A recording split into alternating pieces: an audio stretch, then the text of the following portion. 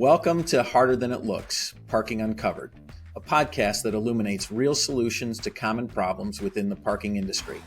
I'm your host, Brian Wolf, CEO of Parker Technology, and in each episode, I'll introduce you to real parking pros that will bring their own tips, tricks, and best practices to manage what we all know is harder than it looks, parking a car. On the show today is Brandy Stanley, CAPP, the Vice President of State and Local Market Development for Flash Parking. My guest truly needs no introduction because everyone knows her. But for the one or two people listening that may not know her, Brandy has been in the parking industry for over 30 years, working as an operator, municipal parking director, and on the vendor side. She has lived all over the U.S. and seen all different types of parking operations. It's not a stretch to say that Brandy Stanley has probably touched nearly every base in parking and has demonstrated the grit and humility it truly takes to be a great parking professional. She has a passion for innovation and using technology to upgrade the customer experience, and we'll talk to anyone, anytime about parking. I could go on, but I'm going to let her tell her story. And if I'm really good, I might even be able to find out a thing or two about her that none of us knew before. Brandy, welcome to Harder Than It Looks. Thank you, Brian. I was not expecting an introduction like that. I think, I don't know, maybe 60% true. The rest is flattery, but I thank you very much for it. You're a legend. You literally are a legend. I'm going to implore anybody listening to this podcast right now, if you don't know Brandy Stanley and you're in parking, because hopefully we got a few people that aren't in parking, I want you to tag me in LinkedIn and tell me that you didn't know Brandy Stanley before this podcast, because I bet I won't get any pings. So normally I've inserted a different question one because I want to know where in the world Brandy Stanley is today. Today, we are in a suburb of Denver called Wheat Ridge. And we'll be here for another week. And then we're going to move to Golden, Colorado. Nice. And stay there for a bit. And then not really sure where we're going to go. So okay. We're all over the place and it's been great. Yeah, that's great. So we'll get into a couple more questions about where you are now that we know you're on the road.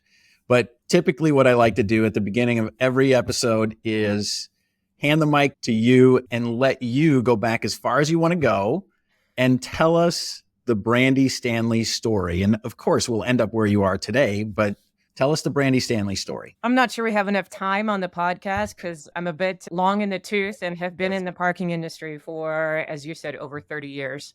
But the Cliff Notes version is I started as a valet in college, not the only person to get into parking by accident. Most of us have. It was a great way to earn money. And when I graduated from college, I moved from Seattle to New Orleans, because I had a cousin there who said it was cool. So I went to New Orleans with no job, no nothing. Ended up working for a company called Central Parking. And those of us who have been around for a little bit know that it used to be the 800-pound gorilla in parking operators. It's since been bought a couple of times and is now part of the SP Plus Metropolis group. But I worked there in New Orleans, and that's where I came of age as an adult in New Orleans. So learned a few life lessons there that always carried through. After New Orleans, I moved to Miami, Florida. Lived in Florida working for Standard Parking, which is now also no longer in existence, but is part of the SP Plus Metropolis conglomerate. And following that, I moved to Austin and ran the Austin market for Standard Parking. And then after that, I graduated from college and moved to Richmond, Virginia, and ran that market for a while. And then I said, you know what? I'm not so excited about the private sector anymore. Let me try something different. So I ended up in Manchester, New Hampshire, running the parking operation for the city of Manchester, New Hampshire for about 5 years. So I decided that I didn't like winter so much, and I did continue to like public service. So I ended up in Las Vegas after that, ran that operation for about 12 years. And then I said, you know what? My daughter went off to college. I don't have any reason to be in one place anymore. So that's when I entered the vendor side and started to work for Flash Parking as the national subject matter expert on municipal contracts. So now we are touring the country in a fifth wheel. And as long as we're near an airport, we can be anywhere we want. So we're having a really great time. That's fun. Okay, so that was your parking career, but did you grow up in Seattle? I did grow up in Seattle, and Okay. that's maybe one reason why I ended up in the desert. If I never see another drop of rain, I will be a happy camper. I don't think that's going to happen, but we can always wish. Yeah, that's fabulous. Okay, so you've done a lot of things. I do remember now, I'd forgotten the Miami stint. I had definitely forgotten New Orleans. And so growing up, holy mackerel, you saw a lot of things. So my first question is, what is the coolest car you ever drove as a valet in school? You know what? There are two. There was one 1960s Cadillac that was a black Cadillac, so one of those big, huge ones, and we parked it in a parking garage under the Nordstrom flagship store. Almost wrecked it. I didn't wreck it, but I almost did. But it was a lot of fun to cruise around in as I was driving around the block. And the other one was an RX-8, which is a Mazda, which they no longer make. It's a rotary engine, which Yeah. are really cool engines. They're very fast off the draw. Never really caught on, but it was a neat engine and it was a lot of fun to drive. Yeah, I remember the RX-8s, and I'll bet it was a stick shift too, wasn't it? Oh, of course it was. Yeah. So you had to drive a stick. I just saw a sign, as an aside, it might have been on LinkedIn, where at the valet stand, it literally says no manual transmissions because none of the valets can drive a manual, could drive a stick, which is hilarious to me. Yeah, that's no longer a requirement, which is crazy to me. The last time we used valet, we dropped off a manual transmission Jeep, had a supercharger in it, and the poor valet, every time he stepped on the gas, the supercharger kicked in and he jumped it forward 3 feet. And finally somebody had to kick him out and get in and try and drive it. It was pretty funny. That's hilarious. Yeah, driving a stick shift, that was standard fare back when we grew up. My next question is, of all those jobs, which one was your favorite and why? I really liked all of them, but for different reasons and different stages in my life, right? So what I'm doing now is really fabulous. I'm having a really great time, but I would never have been able to do it while I was trying to raise a family and doing all of that stuff. Yeah. I probably wouldn't have enjoyed it either because I would spend so much time away from my daughter and all of that. The valet was fun because you got to drive a whole bunch of different cars and all that stuff. However, the income potential maybe isn't great for doing the whole rest of your life unless you're in Vegas. Yeah. Operations was great. Puzzle solving with customers and clients. I don't think I could say I had one that was favorite. Okay. You got all over the place. And I know that was one of the hallmarks of once you got with either Central or Standard, some of the big operators, they moved people around. I remember in pharma, when I got my first pharma job, I took the job in Jackson, Michigan, and as a district manager, as I'd moved on as a manager, when you found somebody that you could actually move, that person was like gold because you had some really remote, unattractive spots, and either you found a place there or you had to move somebody. And my boss had to take a chance on me because I didn't really have sales experience. But when I said I would move anywhere, he was probably like, okay, this guy can walk and chew gum. Let's throw him in Jackson, Michigan and see if he can swim. I'm sure they probably did the same thing with New Hampshire or Vermont. Which was it? It was Manchester, New Hampshire. And, I voluntarily took that job. It was a good 5 years, but I was not prepared for the cold and the snow. And I learned the hard way that if it's below 0 degrees, you should not use your windshield wiper fluid when you're driving down the highway because it freezes and you can't see a thing. For anybody thinking about moving up that way. Yeah, the things you don't know. All right.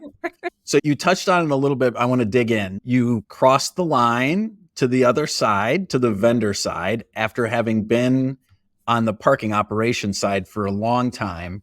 My question is, what have you discovered on this side that you didn't know or appreciate until you got here? Oh, lots of things. Lots and lots of things. So the first thing is I went from private sector most of my career to public sector, and that was a huge change. And a lot of it has to do with what kind of corporate nonsense do you have to deal with. So there's a certain brand of corporate nonsense on the private side. And then there's an entirely different brand on the public side, right? You have the mayor and the council, and you deal with employees that are very long-term employees and have their own fiefdoms, and you have to figure out how to work around all of that. So it's a different game. There are games on both sides.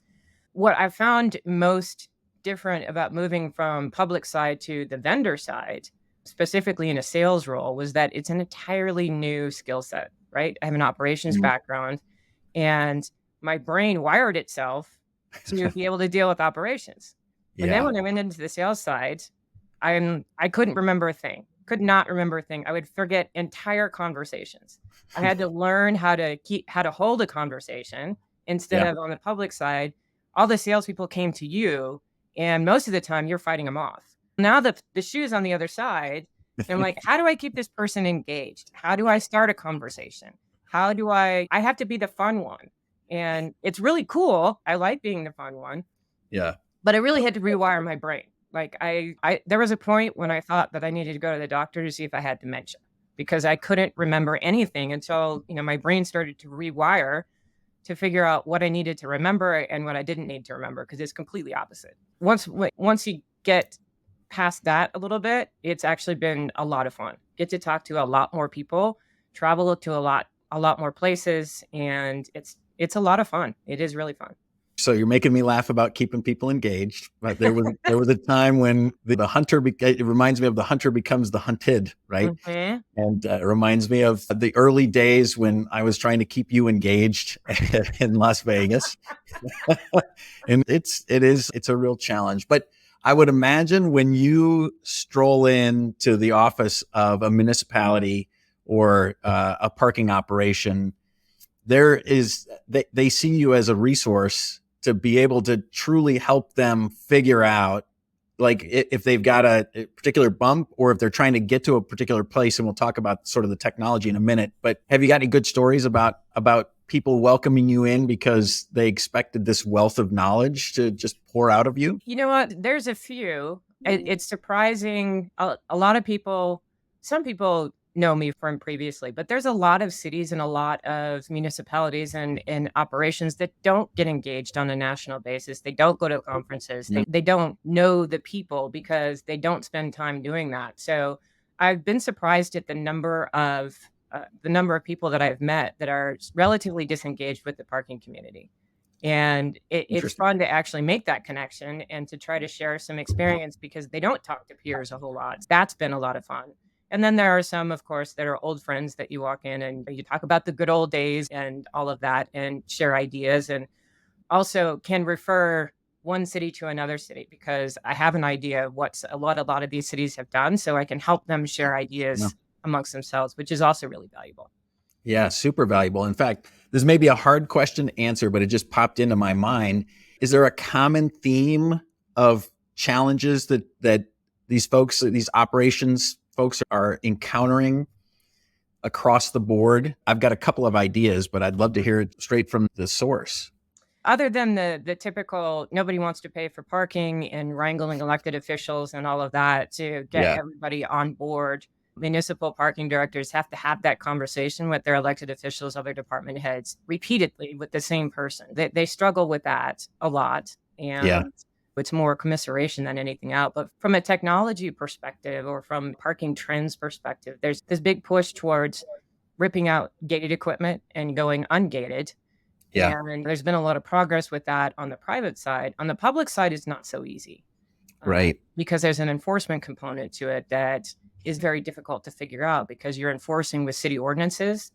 The two technologies, the enforcement technology and the ungated technology, haven't really found a way to work together very well, industry-wide, at least was what I found. So that's a really common thing that comes up as a discussion pretty much across the board. Yeah. Okay. That makes perfect sense. All right. Do you have any particular tips or tricks for dealing with elected officials? Any good stories that you could tell without revealing people that might want to hunt you down and put you in a barrel? And you know what? I typically dealing with elected officials is probably easier than dealing with some of the angry public. Yeah. Elected officials, it's really about establishing trust. And if you take care of their constituents, they'll typically give you the time of day. I do remember one council member who recently was indicted by the FBI for corruption in the city of Las Vegas. And she told me that she wanted to see every single ticket appeal from someone that lived in her ward. She wanted to see everyone, and she wanted to be involved in everyone. And so I said, Councilwoman, do you know how many tickets we write a year? So we write 100,000 tickets a year. So if you do the math, that's probably about 20,000 citations. and maybe 30% of those appeal in your ward. So do you really want to spend that much time looking at these citation appeals? Yes, I want to see them all. And then probably 10 minutes later, she forgot she said that. So we didn't have to deal with it, but it was pretty interesting. Why did she want to see every appeal? She wanted to make sure that her constituents were being taken care of, I imagine. Oh, we're being treated fairly and being okay. All right. Yeah. So it makes perfect sense that if you take care of the constituents, then they're probably going to value the interaction. And then the opposite, I'm sure, is true. If they feel like their constituents are being harassed, then they're probably, you got a few of those calls, did you, in Vegas? Oh, sure. And every time there was a new council person, you have in every city, there's this group of constituents that have their own agenda. So whenever there's a new mayor, new council person, they bring up that same agenda. So every time there's somebody new, you get the same person going with the same grievance. And usually you have to walk the new council person through this person, what they typically do and how to work around it. And some of them, it takes some time. Yeah. Get through. Again, it's like orientation for newly elected officials. Because you already know who's going to call them, you know what they're going to say, and then have this canned conversation with them every time you get somebody new. And sometimes you have to have the conversation more than once because intuitively, everybody thinks paying for parking is bad. So getting your elected officials to understand why it's not bad and that we are, in fact, not gouging people is sometimes a multiple times conversation. Yeah. I can tell you that 8.5 years ago, I would have wondered why in heaven's name anybody charges for parking. Like, why do I have to pay for parking? Seriously, it's the street. There's nobody there. I'm just going to put my car there for a minute. Why do I have to pay for parking?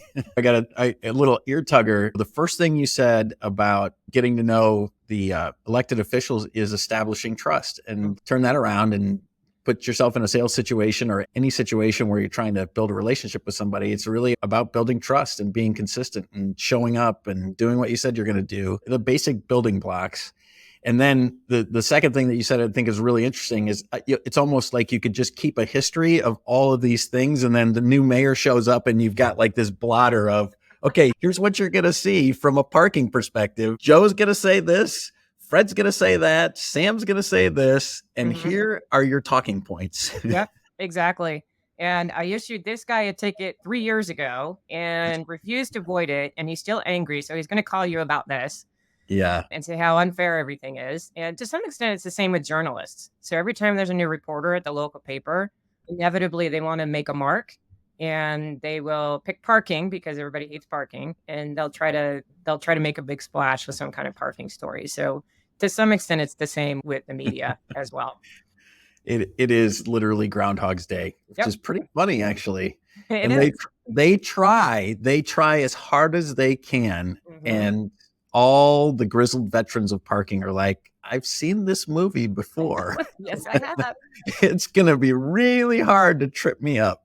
Yes. No. Okay. I received your public records request for every single parking ticket issued in the last year, and I will grant it, but I will tell you, you're not going to get anything out of it because it's a ton of data to sift through. So here it is, but good luck with it. Yeah, good luck. Oh, that's funny. Okay. Going back, you said gateless and the challenges that the operators are having. Let's just raise up and say technology is changing really fast, right? And what's your advice? What's your perspective on advising people how to figure out what to do and when from a technology perspective? Because I would say timing is the hardest thing. And then, of course, you've got to stitch it all together. And I remember your spaghetti diagram. It was quite impressive. In terms of advice, I always like to use technology. I like to try new technology. That was always one of the things that I was really excited about throughout my career. However, using technology just for the sake of technology is probably not a great strategy. So if you hear something about the greatest thing since sliced bread, that doesn't mean that it's going to work for you. And it doesn't mean that it's going to give you what you need. So some of the technology that's out there today requires you to change how you operate and make it in ways that are not conducive to what you want to achieve as an organization.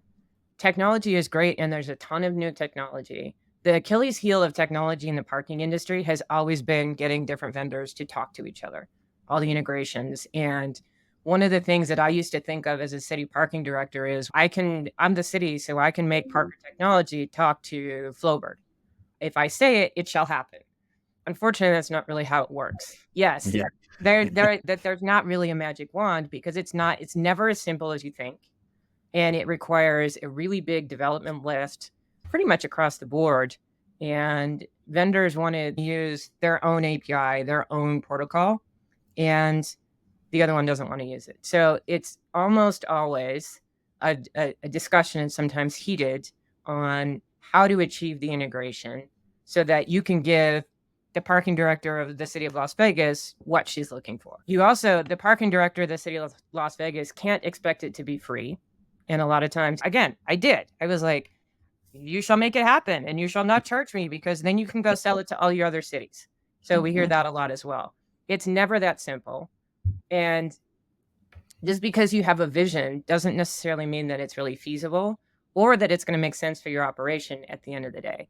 That's probably the Achilles heel, is getting vendors to work together in a meaningful way.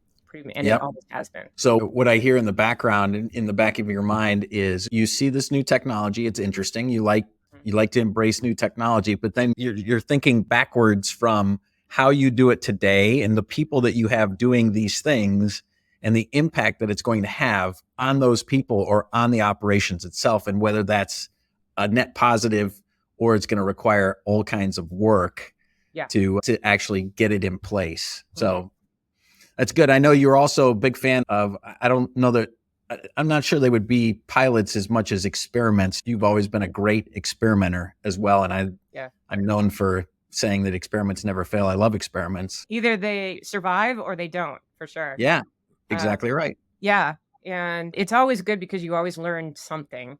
And a lot of times when you do something really complicated, like I remember working with you in the city of Las Vegas and Flash right before the pandemic, when we tried to create a place for Uber drivers to go when they weren't driving, where we had a lot of different vendors come together because everybody thought it was going to be a great idea that we could create this place where Uber drivers could drive in, get a place to relax. They had Wi-Fi. They were going to have a food truck. They were going to have some place to go instead of clogging the city streets. And the pandemic interrupted all of that. But even after the pandemic was over, it turned out that the Uber drivers never used it. It was a great experiment. The technology worked. But in order to actually we would have had to force people to use it. And that would have required a whole different set of city ordinances. And it just would have been a huge mess.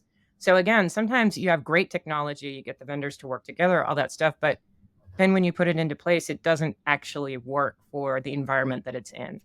So it's experiments are great. Sometimes they work, sometimes they don't. Sometimes they work, sometimes they don't. Okay. All right. Good. That's, again, all kinds of wisdom in there around. Sometimes you got to dip your toe in the water, but a lot of times it really comes down to give the people what they want until they tell you they don't want it. Yeah. And then you're like, I don't know if that's going to work, but we'll try it. Yeah. And we vetted it with Uber. Uber thought it was great too. So we had buy-in from everyone. And the drivers would say, oh yeah, it's great. But then they would never use it. They would never use it because they're probably trolling to try and find the next ride. And just practicality of that's good. All right. Okay. So we all know that parking is harder than it looks. And in your intro, you made a point of writing in the questionnaire that you'll talk to anyone at any time about parking. That leads me to believe that there's at least one good story in there about talking to a novice about parking.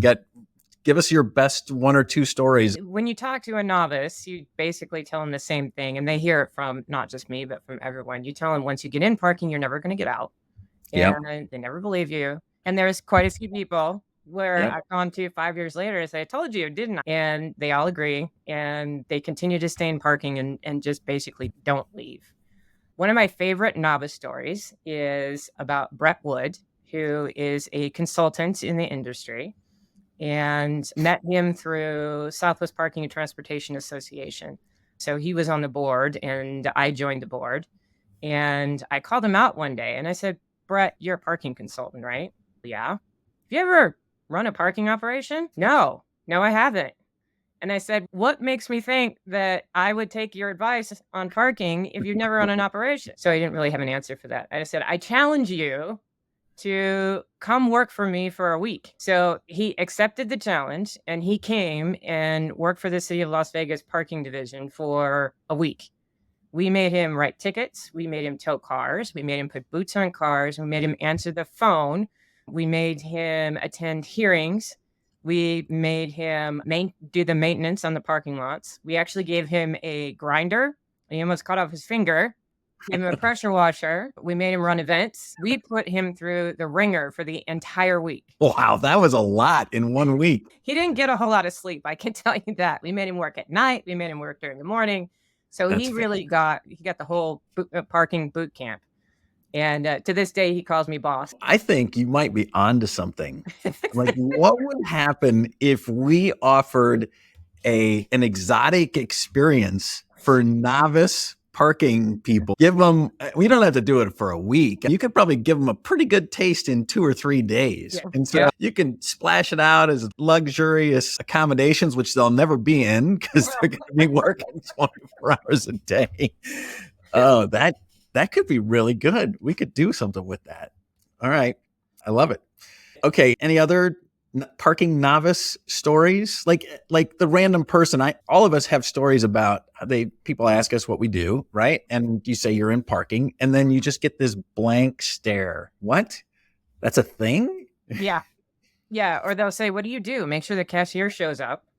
Or they say, so if I get a parking ticket, I don't know who to come to. Or they launch into this horror story that they had about something that went wrong with parking at some point in the past. It happens almost all the time when you tell somebody what you're doing. Yep. Yeah. Funny stuff. So in segment 2, we've started this shtick where we ask segment 2. So segment 2 is typically a non-parking person talking about something else that's harder than it looks, right? Mm-hmm. Give all the parking people a little perspective.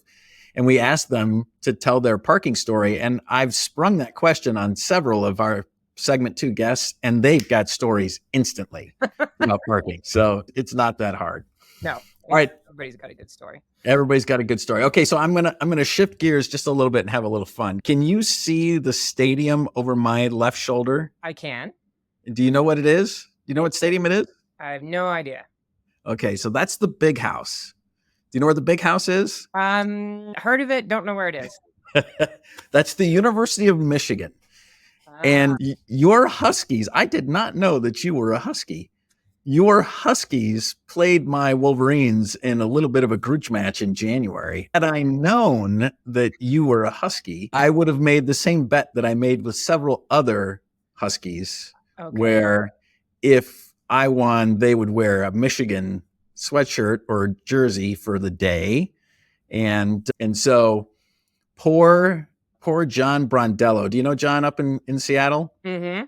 He works for Time. Poor John, huge Husky fan. I delivered his Michigan National Championship t-shirt at IPMI in Columbus, Ohio. He asked me if I was going to provide a bodyguard, and I said, no bodyguards allowed. You're on your own. Yeah.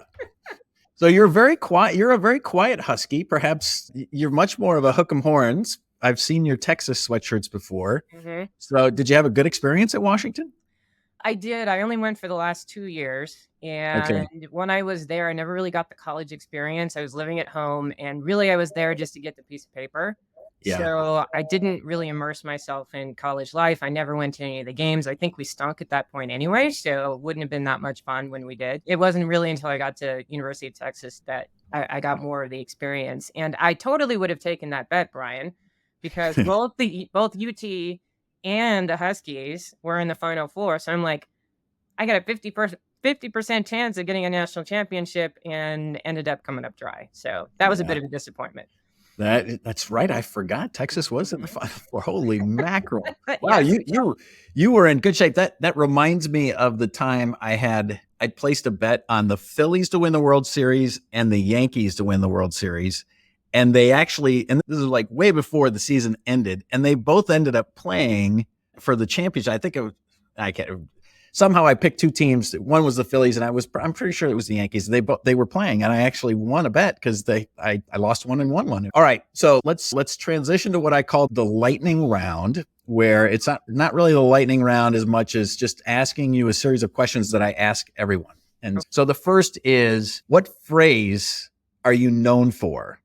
So in other words, somebody in your organization utters a phrase and everybody knows instantly that it was Brandy Stanley that originated that phrase. With Flash, it would have to do something. It would probably at this point be something when I was with the city of Las Vegas. Then so I'm gonna have to wean myself off of that one, but it's fairly useful. So what's funny about that is I roll my eyes at our CFO all the time because he says that all the time. He's like, when I worked for Baker Hill, and I was like, he's gotten to the point now where he preempts it. I know you don't want to hear about when I worked at Baker Hill, and I'm like, no, go ahead, tell us your story. I'm sure it's good. Yeah, I think I have a little bit of grace, but it's going to expire here pretty quick, so I got to come up with something different. Just get it done or something like that in the organization. So let me lead the witness a little bit, right? For me, people know me as experiments never fail. People know me as it's not over till I win. People know me for all kinds of crazy stuff. I don't know or how well you know Don Charlie, but my favorite phrase from Don Charlie is everyone wants to park under their desk, right? So isn't it true? I haven't heard that one. That's good. So there has to be something. There has to be vintage. I'm teasing you out a little bit because I know you well enough to know that people, when they hear a phrase, they know it's you. I honestly can't think of anything. You're going to have to ask some of my coworkers and see what they would say. Okay. All right. I'll let you off the hook and then you can come back and we'll reprise this or we'll re-record it. Okay. So next question then is, what's the hardest thing you've ever done in life, not parking, in life? We'll get to parking in a second. The hardest thing I've ever done in life, not to bring it down a bit, was the decision to get a divorce. That's just about as life-changing and risk-taking as you can get. I could imagine that. I've heard stories that it's easily one of the hardest things anybody ever does, even when you know it's the right thing to do. Yep. Yeah. Okay. All right. That's a good answer. So now let's transition to parking. What's the hardest thing about a parking job? You could say your job now for sure, but then you get to give me two answers because you've been on both sides. What's the hardest thing about your job today? And then what's the hardest thing about parking in your mind? And you may have already said it. So the hardest thing that I ever did in my parking career was when I went to the city of Manchester. I basically said, this is what we're going to do. We're going to replace the parking meters and we're going to revamp the entire organization. That was a huge risk because if I had failed, I would have been out of the job. Yeah. But I'd never done anything that huge and that organization changing before in my entire life. And that's one of the reasons why I took the job, because I wanted to make a difference. But I remember after the meters were ordered, the city council asked me, we're not sure if we want to do this. How much would it cost if we sent them back? And I took a huge risk and I said, we're not going to send them back. We're going to install them. And had it not worked, I would have been chased out of town, literally chased out of town and been out of the job. That was probably the scariest thing that I've ever done in my career. I'll bet that you're putting it on the line big time. Yep. I'll go off script a little bit because I had this thought randomly but I didn't capture it in a question, but I've got it now. I view you as, people would look at you as a great manager, and you built this culture of can do, we're going to do it, we'll figure out a way. What's the secret sauce for Brandy Stanley in your management style? The secret sauce is, I think it really comes down to confidence and not being afraid to make a mistake, right? Because not everything that you do is going to work. Not everything you do is going to be the right decision. But having confidence that you're going to find a way forward no matter what. And having also the confidence to be able to, if you make a wrong decision or a bad decision, to redirect relatively early, right? Don't get stuck in it and continue to see it through. It's once you start to tell a lie, then you got to tell another one. All that. You stop at the first lie and you say, okay, this isn't working. Being able to redirect if something isn't going the way it needs to be, and you can see that it's never going to, you got to cut it off and redirect then. And then having the confidence to know that you're going to get where you need to go eventually. Yeah, that's really good. I can see you in all of those things that you just said, which again, I'm sure why people appreciated working for you is those that I would imagine the people that wanted a very rigid job. I do this and then I do that probably didn't last very long in your organization, because you seem to be someone who's asking everyone to do obviously their job, but allow the bleed over into other jobs as well. It's funny you say that because throughout my career, I've managed a lot of people that are very rigid and very process oriented and want consistency and they want a set of rules. And I've seen that throughout my career and actually I like working with those people because even if you're doing major change, you have to rely on those people to say, all right, we're going to do this change. How do we standardize it? How do we make a process for it? And let them do that. I found that those types of people are actually some of the most valuable in the organization. You have to sell the change to them and you have to talk to them and say, this is why we're doing it. This is how it's going to be better. This is where we're going to get to. And very few times, I've almost never found anyone that resists that. A lot of them are slow they'll dip their toe in the water and they'll be slow to be fully committed. But again, those are the kind of people that you need when you're doing big change. Yeah. So Okay. That's good. I like working with those kind of people because they make it happen. That's an even better answer than mine. So thank you for that. Okay. Yeah. You got to have some people, I suppose, that keep the ship moving, right? While you're rearranging the decks, hopefully not on the Titanic, or rearranging the chairs on the deck. Okay. All right, good. So back to the lightning round then. If you could wave your magic wand and fix anything in parking, what would it be? I'll let you fix two. I think the first thing is to make vendors actually want to talk to each other and work with each other.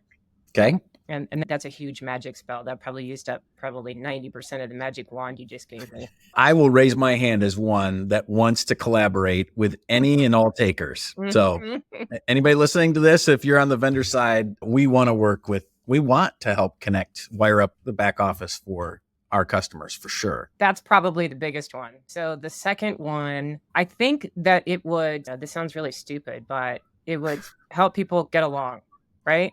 This is a really small industry. And people that have been in it, we were talking earlier about once you get in, you don't leave, right? Right. Yeah. Everybody needs to get along. We take ourselves way too seriously. It's parking, right? It's not anything that's gonna, unless somebody gets hit by a gate or something like that. We're not 911 dispatch. We're not first responders. So there's no reason to take ourselves too seriously and then not get along. We should all just get along. Why don't we just get along? I like it. I think there are several songs written about getting along. All right. So when you're not parking cars, what do you do for fun? I love skiing. I picked up skiing 6 years ago. So very late in life and absolutely love it. So I can't wait for the snow to come and to get some skiing in. Awesome. We do a lot of hiking, a lot of obviously traveling around in the RV, which is really great because wherever we are, we always know people. So you get to catch up and reconnect with people. That is really fun. So yeah, those are probably two things. We have dogs. We love spending time with the dogs, hanging out at the bar with the dogs, walking the dogs in the morning. Yeah. My dog's a bit of a jerk, so it's really fun. Whenever another dog comes by, he wants to eat them. And dogs they're funny. Our dog, Sam, he likes cats way more than he likes dogs. And the cats don't really appreciate that, but he's trying to get close to the cats when he sees them on the street. It's crazy. Does he get beat up by the cats or do they just hiss at him? And yeah, sometimes they'll swipe him, but I don't think they've striped his nose yet. Okay. They usually run away because he's a big dog. He's 80 pounds. It's a golden. Okay. They're not usually letting him get that close, even though he wants to. So skiing, are you good now? So you're 6 years in, black diamonds and moguls and things? Oh my God, no. I'm a solid blue skier. I think I went down one black because a friend of mine took me down one for a joke. I think it took me about 15 minutes to get down. So that was fun. Yeah. But no, I'm old, right? I don't want to break something and not be able to ski anymore. So I'm living, but I'm having fun. So I've only skied in Colorado one time. And I recall that the blues were as hard as our blacks here when I lived in Michigan, right? Okay. So it was great. I skied all over Breckenridge and I can't remember all the places, Copper Mountain. Yeah. So it was fun. Okay. All right. So last question in the lightning round here. We're coming around the bend. What are you most proud of? And you can have a couple because invariably I know that you are super proud of your daughter, but so you can start there. That's fine. Just get her in the mix, but then there must be something else that you're really proud of. I am proud of my daughter. She just went off to the University of New Mexico and finished her freshman year. She is studying to be an opera singer, which is very unusual. Yeah. And she is actually very talented.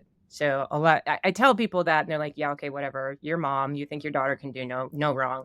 And I'm like, Yeah. no, seriously, she's really bad at some things like math and being outside and doing physical exercise, but she's an amazing opera singer. And that's her passion. And she actually has the talent to make it in that world. And that's very difficult. So I'm very proud. How does one discover that you have opera talent? She started in choir when she was in 4th or 5th grade. And I didn't think anything of it. I'm like, it's an activity that she wanted to do. She went to choir. And then one day I heard her sing by herself. And I was like, oh my goodness, she actually is good. I actually got kicked out of choir in 4th grade because the teachers, you might want to try something else because I can't carry a tune, can't sing, anything like that. So I switched over to piano. But so by that time, she'd taken piano lessons and quit piano lessons. She'd taken guitar lessons and quit guitar lessons. And I'm like, all right, do you want to take voice lessons? Are you going to take it for a couple of weeks and then quit? It turns out she didn't. And then she auditioned for performing arts high school and she got accepted. And her freshman year, she won a big competition school-wide. And from then on, it was just what she wanted to do. It was her passion. And that school is really rigorous and usually burns people out. But she came out of the other end of it more passionate than she ever was before. So it's her calling. Awesome. That's awesome. Okay. Anything else you're proud of? I am proud of, first of all, I'm thankful for the career that the parking industry has given me. It's been very good to me. It's a small community, as we talked about. There's a ton of opportunity in this industry. It's very satisfying. You get to do a little bit of everything. It's not sitting in a marketing cube at Dell and just do marketing all day. In parking, you get to do everything and you have to be good at everything. Yep. And that has been especially gratifying for me. But also, I feel like I have been able to give back to the industry. I've been involved in IPMI and trade shows and always try to get people engaged and to share knowledge and connect people. And I feel like I've done a decent job of that over my career. And I'm really proud of that because it's a great industry and I want other people to be happy too. Yeah, what a great answer. And you have been really good at it. You should be proud of it. You're, as I said when I went off script in your bio, you're a legend. You're absolutely a legend. So let me say, on behalf of everyone in parking, thank you for your contribution to parking. Thank you for having the stiff upper lip and the determination that it takes to be a parking professional, because it is a thankless job, and you do it with such grace and such pragmatism. You just go get it done, which is any good parking professional can relate to that. So that's awesome. And I think that's a perfect place for us to end it. I want to say thank you for joining me, for taking the time on the road in Colorado. And thank you for being a great interview. The show's going to go viral. Thank you very much, Brian. I really appreciate what you do for the industry too. You guys are just amazing and you have a huge influence across the entire industry with what you do. Yeah, thank you. I appreciate that very much. Thanks, Brandy. Thank you, Brian. That's a wrap for segment 1. We're going to take a break to tell you all about our exciting user conference Fusion 25 coming in May next year. And then stick around. You're not going to want to miss hearing from my next guest, who will tell us all about something else that's harder than it looks, but not in parking. Stay tuned. Hey, Parker customers, want to connect, learn, and advance with the best in the parking industry? Then mark your calendars for Fusion 25, our exclusive user conference happening from May 27th to May 30th in 2025, right here in Indianapolis. Fusion 25 will be 2 days filled with sessions tailored to your partnership with Parker Technology, engaging workshops, networking, and exclusive access to new products and features. You'll also enjoy events and happy hours from some of our favorite spots right here in Indy. You'll leave the conference with a roadmap to make the most of our partnership, new connections with other Parker Technology clients, and fresh ideas to enhance your operations and customer experience. Don't miss out on Parker's inaugural user conference. Early bird registration opens on October 1st, but for now, you can visit parkertechnology.com/Fusion25 to save the date. We'll see you in May 2025. Okay, welcome back to segment 2 of Harder Than It Looks. My guest for segment 2 is Christopher Toph Day, the CEO of Elevate Ventures, the #1 most active seed and early stage investor in the Great Lakes region, and #5 in the United States. We're going to talk about that.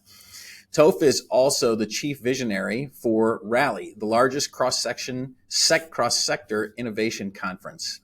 His history is that of an innovator, entrepreneur, business creator, community builder, job maker, and wealth creator throughout his endeavors over the last 30 years. He's been busy. His past experience includes co-founding 8 businesses in 7 different sectors with multiple exits to Fortune 500 companies. He's led companies across multiple sectors, including artificial intelligence, software as a service, hard tech, broadband, entertainment, investment banking, and real estate. He is an IBJ 40 under 40 in 2010. I probably shouldn't have given the year because then I'll give your age away, or maybe that's a good thing for you. And then most recently, he was also named as one of Indiana's 250 most influential leaders. I know Toph is a down-to-earth, get your hands dirty, cheer from the front kind of leader that isn't afraid to try anything once. So Toph, welcome to Harder Than It Looks. Thank you, Brian. I'm excited to be here. It's going to be a good show. You've got it. You see a few people out there and you try and reel them in. You're like, okay, that guest is going to be a great guest. What I'm interested in, and I'm cheating a little bit because I've listened to several of the podcasts and you've got some really interesting stories about some of the businesses that you co-founded and ran. I would be interested in, just give us a thumbnail sketch of what some of those businesses were. But more importantly, I want to hear which one was your favorite. Oh my goodness. Which one was my favorite? You got to pick your favorite child. Oh my goodness. That's going to be a toughie. The thumbnail sketch is by accident. I became a serial entrepreneur. When I was a teenager, my second job ever that I had was putting trash in a dumpster on a construction site. And the guy that I worked for, I thought he was a contractor, but I learned 8 years later that he was actually a developer. So I always wanted to own my own commercial general contracting company, which I've never accomplished yet today. But I started, the first business I had was in college, was a painting company, 14 employees in college. That's how I paid my way through school. And then when I was 27, launched a broadband company with a partner. And really launching that broadband company was a means to an end. I wanted to go start my own commercial development company. I just didn't have any money, right? I made a decent living, but I had no net worth. My net worth was negative at the time. And so started that broadband company and it went well. I knew I could get contracts with real estate folks to sign contracts, but a lot of people think I'm technical, right? I was in broadband, an ex-Amish guy, and now in broadband. I grew up without a TV. But I really didn't know how to build those systems. So we went and found experts from Comcast and Time Warner, engineers that knew how to build those systems. I got the contract signed and off we went. So we ended up selling that business. And then one of our old customers called up and said, hey, I need some help in utilities. And we ended up starting an automated meter reading company, built a billing software for utilities. I got my fix during that time in commercial real estate, did several commercial real estate developments, got into bottled water. Lord knows why. That's my one failure. But we got into bottled water. And then that was 4 companies in, I think, roughly 10 years. Yeah. And I was going to take 2 years off. But like any good entrepreneur, I felt irrelevant in 90 days. Yeah. And so then launched an investment banking firm to help companies in the middle quarter exit for great values. And then I ended up cashing out of that because I missed starting companies. So I started another company, and that was in AI machine learning around content. And then that kind of all culminated into getting a phone call to see if I'd be interested in being the CEO of Elevate Ventures. And here we are. Okay. So you've been at the helm now 2 years? Yeah, 2 years. July 18th was my 2-year anniversary. Okay. Give us obviously Elevate's near and dear to my heart, but give us a sense for those that probably don't know Elevate. We are a national broadcast here, so there's people listening from everywhere. What does Elevate Ventures do for the state of Indiana? Yes. So our partners, IEDC, think of IEDC as they're our LP in essence, and we manage a couple of other funds as well, but the biggest one by far is the mothership, I like to call it, the mothership of Elevate Ventures. And our mandate is to invest in companies that have their headquarters or significant presence in Indiana. Significant presence means 1 FTE in an office, and then a goal of growing and expanding your business even more in Indiana, which is somewhat subjective. Yeah. But we invest in IDEs. So Kaufman Foundation says you're either an SME or an IDE, so small and medium-sized enterprises versus innovation-driven enterprises. Okay. And the biggest differentiation there we point out is, do you have a $500 million TAM and a national and potential global customer base? That's really where the rubber meets the road. So we invest in all sectors: software, hard tech, life sciences, healthcare, ag tech, food tech, sports tech, you name it tech, we're in it. You mentioned that we're the number one most active early and seed stage investor in the Great Lakes region, and top 5 in the country and number 18 in the world. So last year we did one deal every 2.33 business days. Wow. We write checks in the seed and Series A stages of anywhere between $20,000 and $2 million. We have $175 million in market with co-investments of almost 3,000 co-investors of $2.2 billion. So we've made 600 investments since our inception. Yeah. And so Elevate's a beast. That's Yeah. what I like to call it. Okay, I'm going to go back and help some of the listeners with some of the acronyms, because I think Indiana had one of the most innovative programs when they put Elevate Ventures and the IEDC in place. I think Mitch Daniels put it in place back in the early 2000s, probably. Quite a clever idea. So carve off a portion of the state's funds and go put it to work to drive innovation, and then ultimately, of course, employment, right? There's a dual mandate from the IEDC. Yeah, that's right. Our mandate is to plant lots of green shoots, right? Don't lose any money, right? Yeah. So a typical pure play VC is to try to make as high as returns as possible. Yeah. And so in one of our main funds, the goal is to plant lots of green shoots, cross sector. Hey, don't lose any money, right? And so you mentioned the innovative piece, and I want to maybe take a minute and talk about a macro concept. Yeah. Global economists talk about this thing called a productivity boom. That's basically about the disruption of data and technology faster than ever with all industries.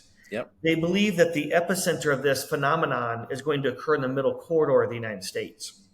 And they believe that because of the proximity of industries with one another and cost structure. So if all of that's true, then there's no doubt that Indiana is that epicenter, or what I like to call the innovation capital of the world. The world just doesn't know it yet. And so sometimes people look at me a little cross-eyed when I say that, but I'm like, hang on.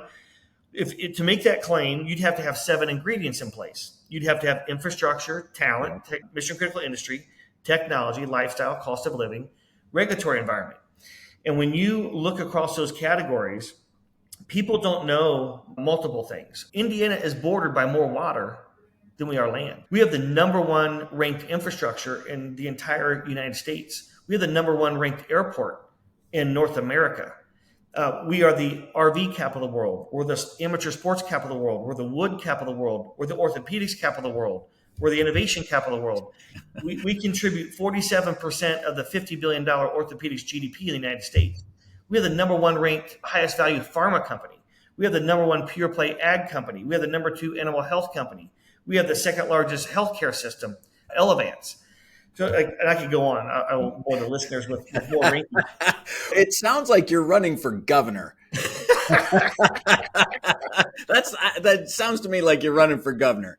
I'm just passionate. I'm passionate about obviously a handout, right? Helping people. I had lots of help to get to what I'm doing today. And I feel with every fiber of my body, this idea of founder friendly and just being open and transparent and helping people. We talk about on-ramps for all. So whether you're male or a female or black, brown, white, we just want to help people achieve their dreams. And when we think about that in terms of abundance, great things happen.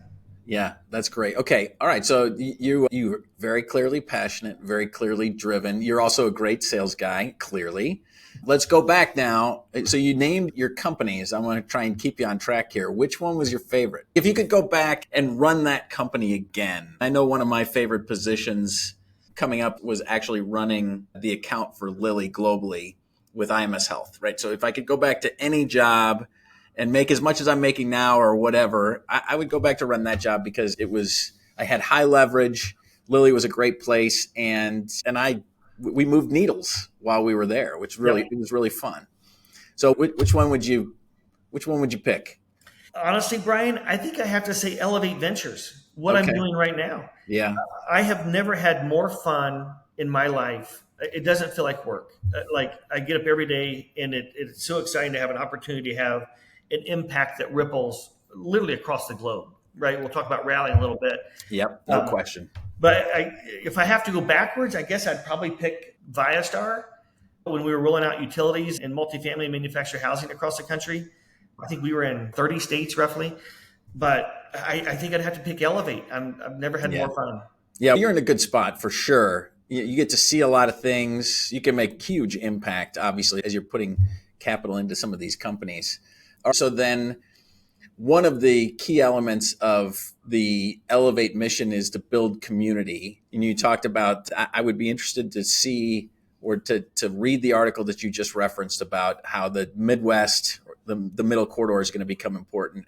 I think I've also heard you talk about density or virtual density. I think for me, one of the things, I can't remember, this was a while ago, I saw a math equation that talked about innovation was literally a math equation, and it was about the density of where you lived. And so Yes. our ability here in the Midwest to create virtual density is really a really hard thing to do. So that for you is community, and then Rally coming out, you're trying to attract people from all over the world to create some virtual density here in Indianapolis, I suspect.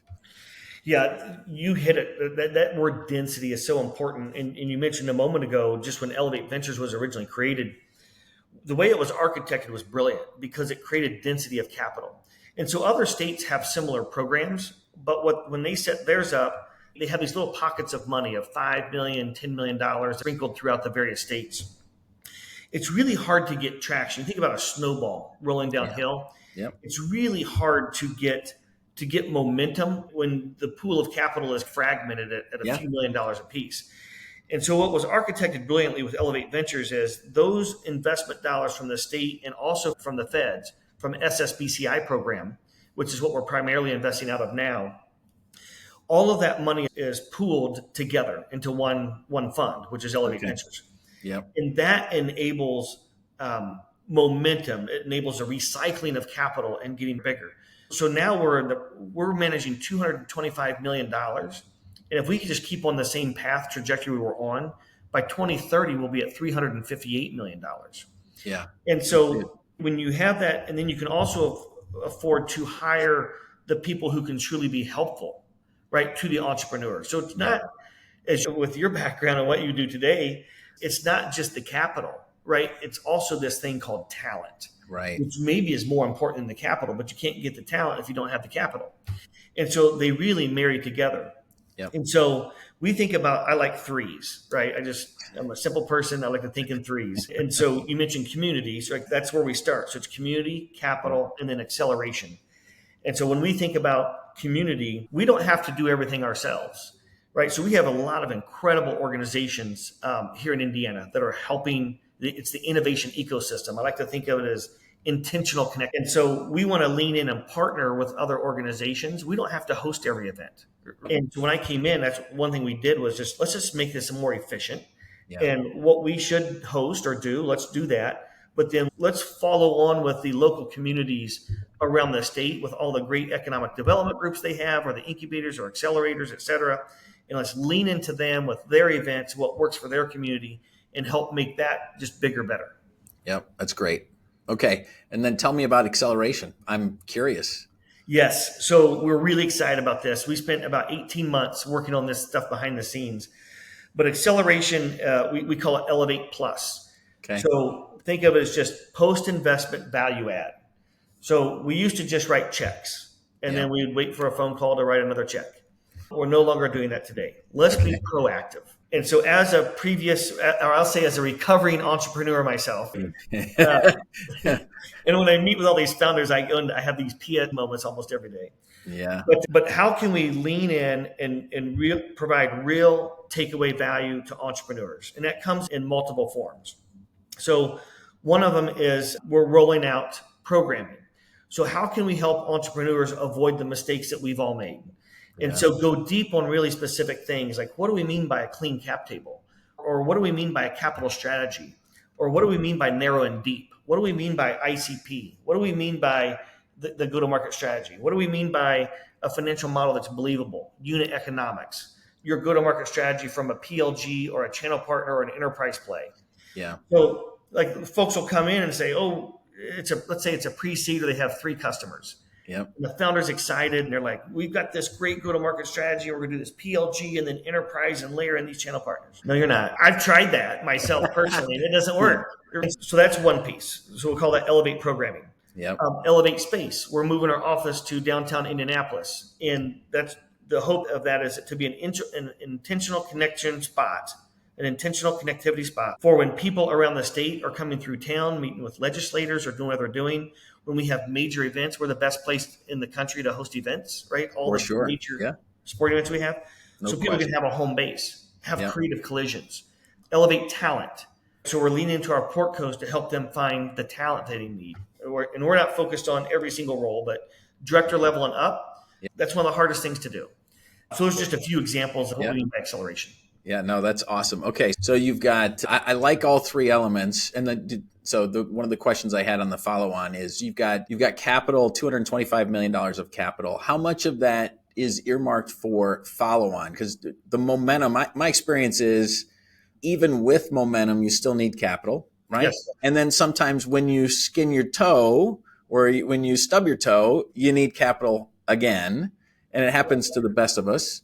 Yep. Where, you have these ups and downs, or you have these significant ups that have to be fueled as well. So how much of that, is there earmarks for follow-on, or how do you break it up that way? Yep. So Elevate is an evergreen fund. So we don't think of it in the terms of keeping dry powder, right, for follow-on. So we're well positioned to be able to follow on naturally with an evergreen fund. Okay. We'll follow on with portcos 6 times. Right. So we'll follow them throughout their journey from pre-seed to Series A. And a lot of times you have a seed plus or a seed B and a seed C, or Series 1, 2, and 3, or a Series know A. something about that. Right. 1, 2, 3. And so because of the nature of the fund being evergreen, we're well positioned to be able to follow on. And we even help companies restructure. We'll take the lead and help them restructure if they need to restructure especially what's happened the last 2 years, right? We've probably done that 24 times in the last couple of years. I know you've been really passionate about the cap table and cleaning it up. And again, for those parking people, the capital structure of the business can actually also be how it was funded, can also be its Achilles heel and really difficult to attract other capital or other investment just because of the way that the cap table is upside down or it's clunky. So I appreciate that. That may actually be one of the best things that you can do for some of these that have meandered or that have struggled through the pandemic or again, stubbed their toe or something. That part is really hard. Yep. Yeah. Getting advice about capital is hard. Just to share a couple of examples or anecdotes. So when we talk about what we mean by clean cap tables, we see wonderful angel investors that are very successful in, let's say, real estate. They've never invested in innovation-driven enterprises, and they don't know how the venture capital world works. It's very different than real estate. Yep. So they might put in some terms at the seed stage that say, I'm going to stroke you a check for $1 million. And when you do your next round, you got to buy me out for 3X. We've seen that. Yeah. That's just rendered that company uninvestable unless you can change those terms, which we do help get those terms changed. Yeah. We see people stack 4, 5, 6, 7, 8 safes on top of each other and thinking that safes are quote unquote founder friendly. Well, safes aren't founder friendly. They actually dilute founders more than what a typical convertible note would do. And safes were intended by the person that invented them. She says they only invented safes it was intended to be an event, not phased investing. So we try to help people unwind all those kinds of things. Yeah. Yep. And it's all really complicated, which is back to sort of the theme of the podcast. And that is it's harder than it looks. And you've got to have some experience. And you can just hear, for those listening, you can hear the buzzwords and you can hear or the dictionary that it takes to try and figure out how to raise capital. And it's back to Elevate's mission now is let me help you, because we've got people that have been there and seen it and can certainly guide you in the best way to get it done. So I'd love to share one other quick thing that we're working on in that spirit. Of course. So 25, 30 years ago, no public trades were made without human intervention.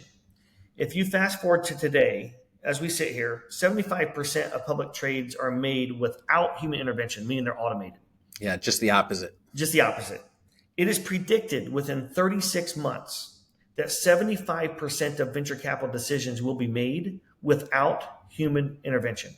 There's already all kinds of tools popping up to help VCs vet. So at the sourcing stage, the vetting stage, the diligence stage, even into funding stage and post-investment, VCs are going to be using tools to try to make their job easier or more efficient to vet things.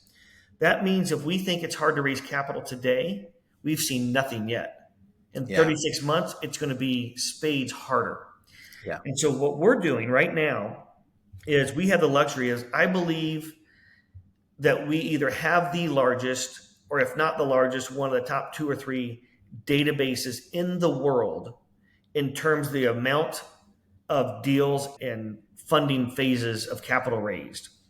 We are in the process of structuring all of that data so that we can apply models to it. And so our goal in 2025 is that you as a founder can submit your pitch deck or your financial model to Elevate.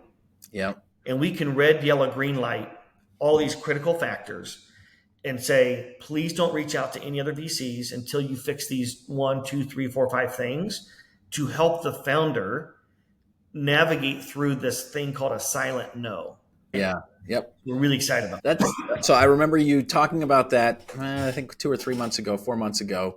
It sounds like you're churning on it behind the scenes now. It'd probably take a lot of work, but having the data and then having the know-how to crank through it, I would imagine there's probably some large language modeling going on behind the scenes, all that interesting thing. Okay, I think I've shared with you before. I would love to take my business through the model. It'd be interesting to get a red light, yellow light, see what it has to say. Yeah, absolutely. I mean, it has to be, in the end, it's feedback based on some history, right? But how does it handicap? My experience has always been, and I'm sure yours is, and you're front and center. It is really all about the people, because my experience is that most companies don't go to whatever, from startup to exit, on the same business plan. And so inevitably, it's the people that have to be able to make judgments about how to pivot, stop, start, lean in, whatever it is. And so I'm really curious how the model will figure out how to factor in the human piece of it, the team piece of it. So any ideas? Brian, you just nailed. I don't like this phenomenon that's happening. I think it's absolutely wrong. And so what you just said is 100% correct. It is the people. In any Instagram, go look at their backstory. It was never going to be Instagram. The thing almost failed 3 or 4 times. It was done. There's so many stories of people who discovered something, pivoted, and then became highly successful. I think it's the wrong thing to do. We're not going to do this at Elevate Ventures. We're not going to judge people based on some input and output. It is the people. You've got to get out there. The venture capital, the founders, they've got to get out there. They've got to meet people, interact, build relationships. Yeah. And so the reason we're doing this is to just hopefully help, I don't know, some percentage, at least get the first meeting. Yeah. That's really why we're doing it. I love it. But I think the venture capital, startup, scale-up world is 90% the people. Yeah. So it's funny. I've got one particular founder that I'm helping out, and he's been on the verge of capital numerous times. And what I keep telling him is, dude, you are going to have so much great material for a book. Yeah. And for the penultimate talk, when you're on stage in front of 10,000 people and you tell them, when you could hear a pin drop when he tells them, I ran out of money 3 times. And here I am. I've got my house in Bora and my private jet and all that stuff. I'm like, it's going to be the source of great stories, but it's the people that figure it out, which is great. That's right.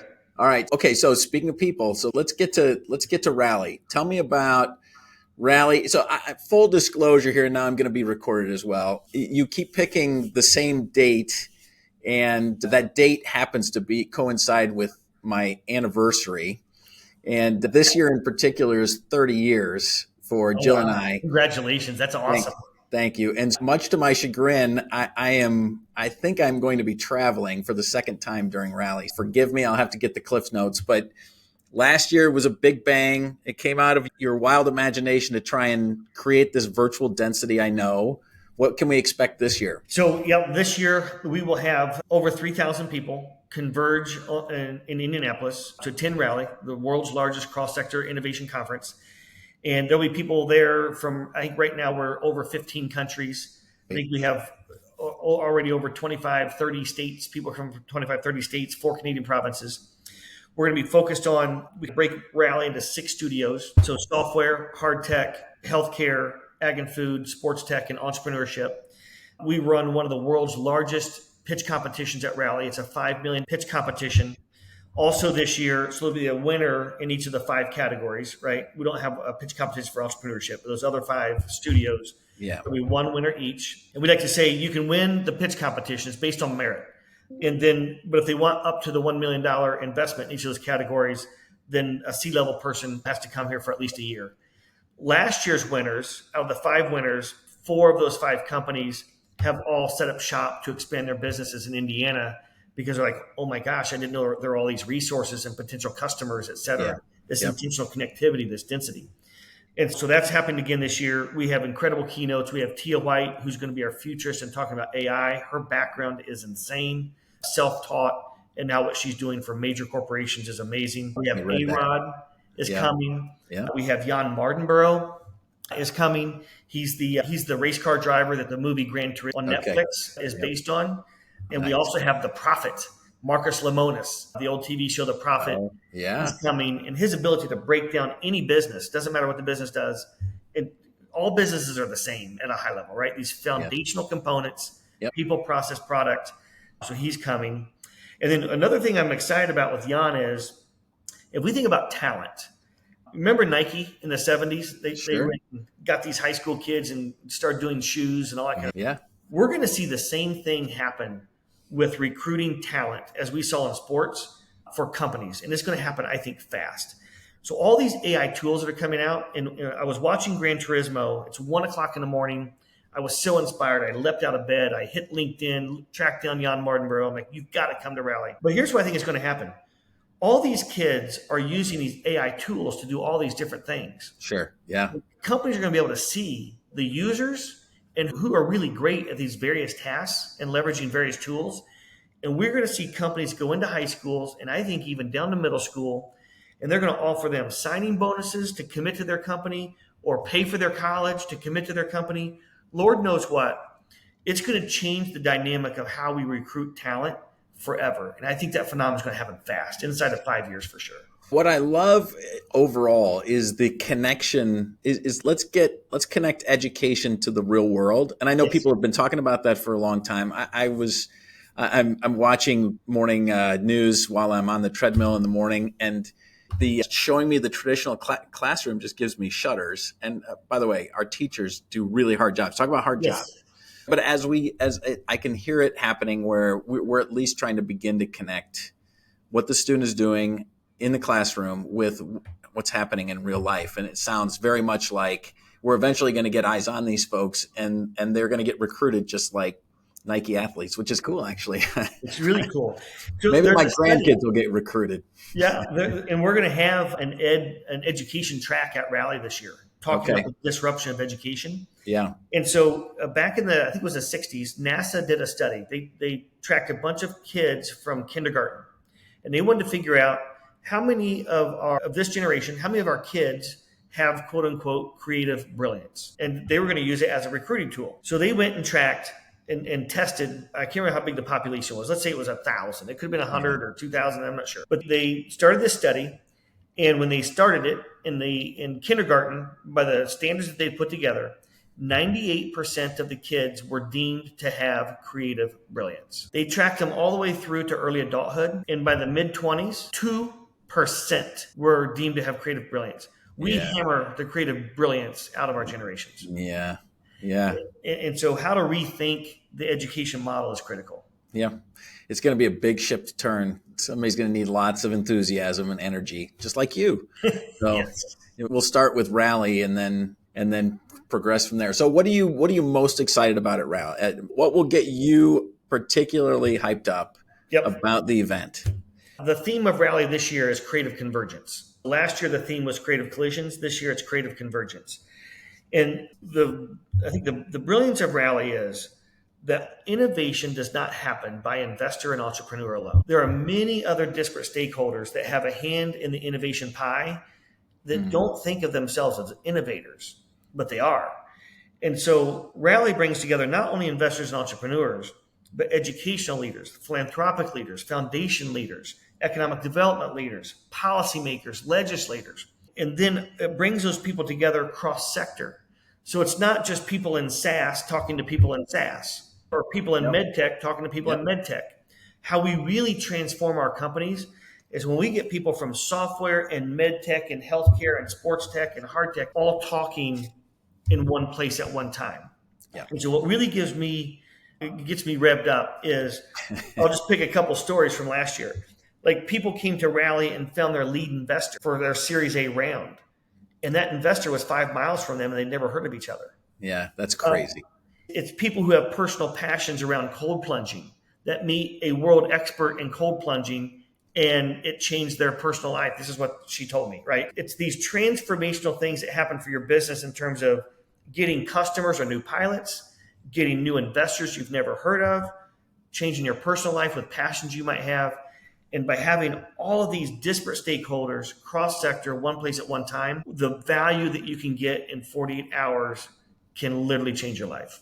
Yeah, that's awesome. I'm a big fan of the cross-sector conversation, mainly because one of the most influential books I read was a book called Range. And Range, I don't know if you're familiar with the book, but Range talked about how these individuals would bounce back and forth between different industries. And Yes. It turned out that it was the industry from it was the experience from the previous industry that had nothing to do with bio. I'll make it all up because I read the book a long time ago and my memory is shot. The big idea was the way they solved problems in company A turned out to be pivotal in company B, and they had nothing to do with each other than the fact that the person went from one sector to the next. And that makes perfect sense to me. It's, why don't we just apply the same kind of thinking in agri-science versus not even some farming or something, or what? I can't think of it. I'm blanking, but because my story is getting diluted. But the point is that bouncing around is a good thing. I try and tell my kids that bouncing around is a good thing now because you get different exposures to different things, which ultimately will lead to success somewhere else. I think that's right. The background that I have, eight businesses, 7 verticals, that's exactly right. I always got more value from talking to people outside of my circle. And I'll give it an example. I have a friend that has an HVAC company, and he has grown to hundreds of millions of dollars. And he went and hired a CIO from a quote unquote tech company, a professional services tech company. And he hired that person in as a CIO, not as right? Yeah. Information on what he says drive the imperfections out of the business, and it transformed his trajectory of growth. So it's like it's highly valuable when you get someone who doesn't think like you, has different skill sets and backgrounds and experiences. Great things happen.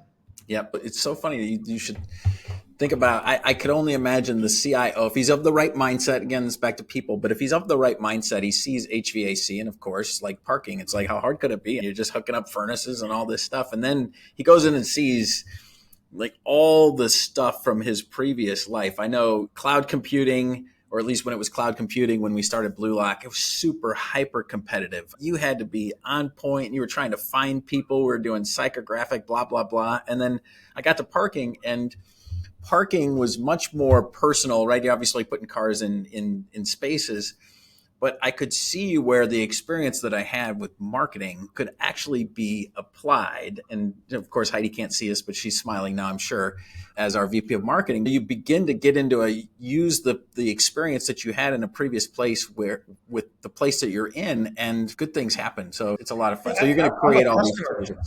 I'm a customer of you, right? Yeah, because I park in garages all the time where your technology is deployed. And the experience as a parker is, well, Parker technology, right? But my experience parking is so much better, right? Yeah. By just having a seamless experience that's easy. I agree, 100%. Yeah, that's good. Okay, so I'm going to cool the audience back down. We're all excited about Rally and all of that, and you're super high energy.